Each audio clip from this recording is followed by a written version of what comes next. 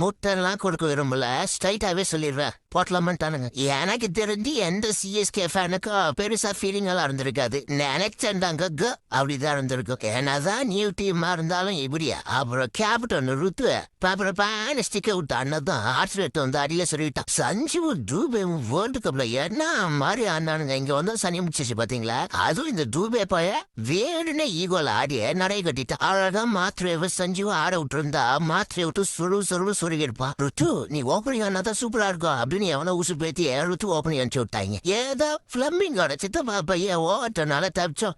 என்னன்னா RCB 49 CSK 59 இருந்திருக்கும். இந்த ரன் அந்த பிஐக்கு வந்தா சூரியவன்சி பயலுக்கே பத்தல. ரிச்சு பயங்கரமா இருக்கும் போல. சிஎஸ்கே பேட்ஸ்மேன் பயங்கரமா கஷ்டப்படுறாங்க. நான் பார்த்தா 15 பால் 50 போறா. அந்த பையன் டெவால் பிரேவிஸ் மட்டும் ரெடி ஆகலன்னா நம்ம பொழப்பு சிரிப்பா சிரிக்க போது. இந்த வருஷம் ஆர்ச்சரும் பர்கரும் சும்மா எடுத்துன்னு வந்து சுருன்னு சுருட்டு போட்டாங்க. இதுல நம்ம ஜடுபாய் வேற ஹெட் ஷாட் வைக்கிறாப்ல. நல்ல வேலைடா அப்பா. நான் வேற காலையில ஆஹான்னு வீடியோ ரெடி பண்ணி வச்சிருந்தேன். என்னவோ எனக்கு தோணுச்சு போட வேணான்னு போட்டு இருந்தா சண்டே சுடிச்சிருக்கும். ஒரே ஒரு நல்ல விஷயம் என்னன்னா ஃபர்ஸ்ட் மேட்ச், அதனால ஏதாவது பண்ணுவாங்கன்னு கொஞ்சம் நம்பலாம். அப்புறம் ஏப்பா மும்பை இந்தியன்ஸ் 13 வருஷமா நீங்க யூஸ் பண்ண தாரக மந்திரத்தை இப்போ நாங்க எடுத்துக்கலாமா? ஃபர்ஸ்ட் மேட்ச், அதனால சாமி கூட்டம் டாயாப்பா.